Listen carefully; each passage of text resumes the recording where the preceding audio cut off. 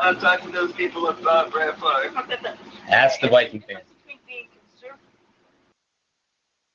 Aaron Rodgers' conservatism. Right. Whereas he doesn't take any risks, and Tom Brady calculated risks. Right. Tom Brady, if it's a difference between on 3rd and 8, pressure in his face from his own 40, throw it up. So might as well. You got really little to lose. Right. As opposed to Aaron Rodgers, who would rather not throw the pick, so he gets out of the pocket, throws it away, and you punt. Right. You throw up a 50-50 ball. They catch it at their 20 and say it's just as good as a punt. Right. Tom Brady's the master of just as good as a punt. Brett Favre, not as much. He threw up a lot of bad picks. Well, he was a risk taker. Brett Favre was a risk taker. Yeah. And Brett Favre, the reason Brett Favre was a risk taker, in my mind, this is me. I grew up a Brett Favre fan. No disrespect to the man. He had the balls to throw his cancer-stricken wife, and he sent it dick pics. That's nuts. Well, Brett Favre believed in his arm. Did you watch the game after his father passed away? That's probably the best game he ever played. I watched that. That Monday night game. Yeah, that Monday night game. That live. Yeah. That Monday against Oakland when he balled out. Yeah. He threw 5 touchdown passes in the first half. Yeah. 5 touchdowns in the first half. In the first half. The game on. Called off the dogs. He would have thrown 10 touchdowns that night if they'd have let him left it. Yeah. And that was not a bad Oakland team either. No. Well, it wasn't like he was playing against the 2018 Oakland Raiders. Well, that's like I'm saying. I know, they're getting ready to make that move out to Vegas next season after this year's over. Like I said earlier, and you're a hockey fan like I am, the Knights, they draw people. That arena is filled in Las Vegas. So, do you think it's a novelty act? Ooh, that's a good question. I don't think so. I think look at the NHL outdoor games. 3 years in, the outdoor games have lost their luster. They have that. The reason I think they lost their luster, I'll be honest with you, is because the same team's playing them every year. You get Pittsburgh, Boston, Chicago. Buffalo and Detroit. Yeah, or Detroit. I know, obviously, being here, it's warm all year in Florida. We can't have an outdoor game here. The ice would melt. But it would be nice to see the Lightning or the Panthers in one of those games. Even if they were playing on the road somewhere, it would be nice. I think it's a place. It gets cold in December. It can get cold in December. Yeah. It has to get. You can't, because it's so hit and miss.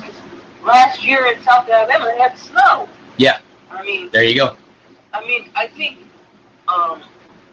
but again, like you say, it's Boston and Pittsburgh and Detroit and Chicago and year after year, and but I just worry about the young fan base in Vegas becoming bored with hockey. Yeah, well, see, right. I'll let you finish. Well, I was gonna say the what's going to end up happening is, the question I have, Bud, is what's going to happen when they have a losing season?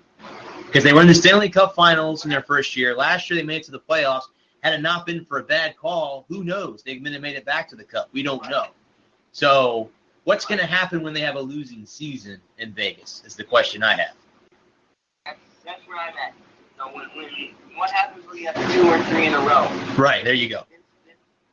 You got that magic of being that Cinderella story. That mystique of these upstarts. That bad news there. That stand line. Right. Put your foot in the ground and let's play some hockey. Yeah. That Mighty Ducks. The movie, not the team so much. Well, and I'll be honest with you. Last year when they played the Capitals, I was cheering for them. I wish they'd have won. That would have been a great story for the NHL. Yeah, it would have been a huge story.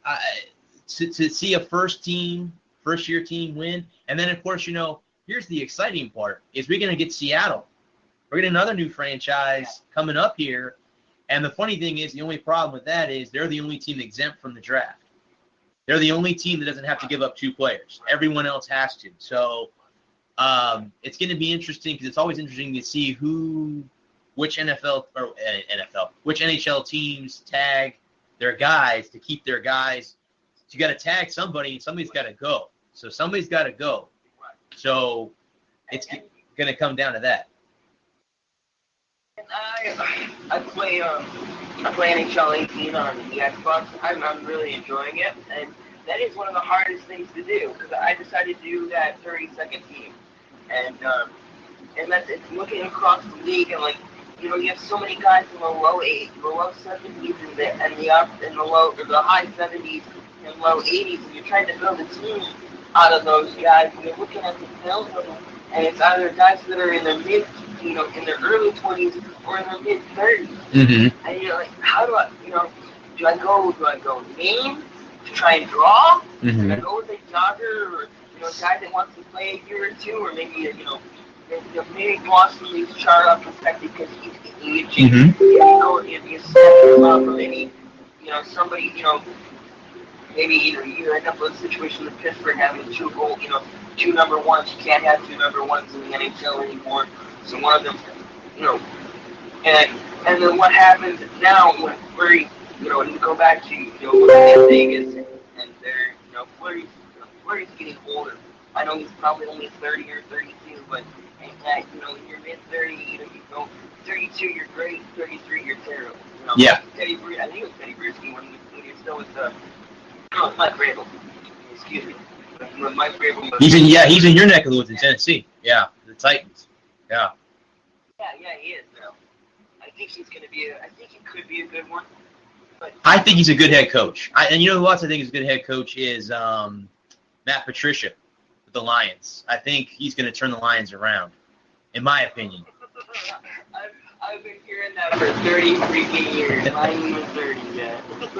Well, I mean, I honestly, they you can't be bad forever. And the Cleveland Browns could turn around this year and be good.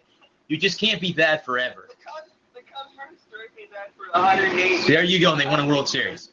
There you go. See? Yeah, that was incredibly disappointing. There you go. I was cheering for the Indians. Okay? Yeah, me too. I'm a Red Sox fan. I was cheering for the Indians. Yeah. Yeah. All right, but let me go ahead and read my sponsors here, and then I'll so I can get off here real quick. But I'll keep talking to you. Hang on just a second. Okay. All right, guys. So I'm gonna wrap up my show here. Before I do, I have Adam. I'll be talking about Bank Roller Derby here in a few seconds. I have a friend of mine who's into roller derby. I'll be actually attending roller derby. This is not like the roller derby in the '60s, guys. This isn't fake where they throw things on the track and trip people. That's not the way it goes. Anyway, where I live in St. Pete, we have one of the 9 operating track leagues.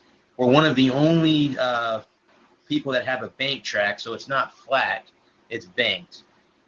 The skater that I'm going to talk about, her name is Kitten X.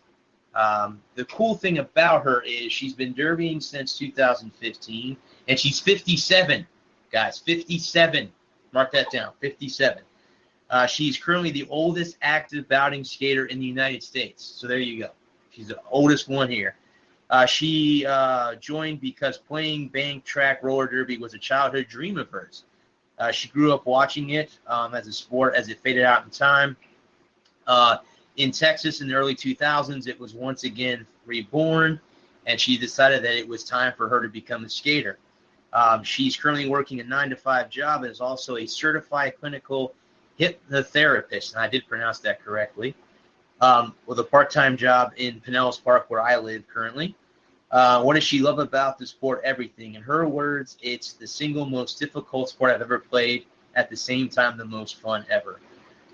Why is it so hard, you might ask? According to her, it's a challenge, and the derby community, Deadly Rival, is the active in supporting 2 local charities, and is too much fun, if you don't mind the hard work. They will be having a bout, guys, this Saturday at the Sleigh Ground, located at 4033 35th Street North in St. Pete. If you're interested in attending the next bout, which, guys, I will be there in person, you can buy your tickets at eventbrite.com, and be sure to connect with Deadly Rival Roller Derby on Facebook and on their social media. Keep up to date with the team's activities. Their website is deadlyrivalrollerderby.com. All right, guys, so let me go ahead and go through again, this is Brad Walker, the sports reporting on the Walker Report on In the Zone Sports Radio, part of NGSE Sports. Remember the website, it's ngsesports.com. Log on to ngsesports.com for all your current sports content, NGSE Sports, where we never stop.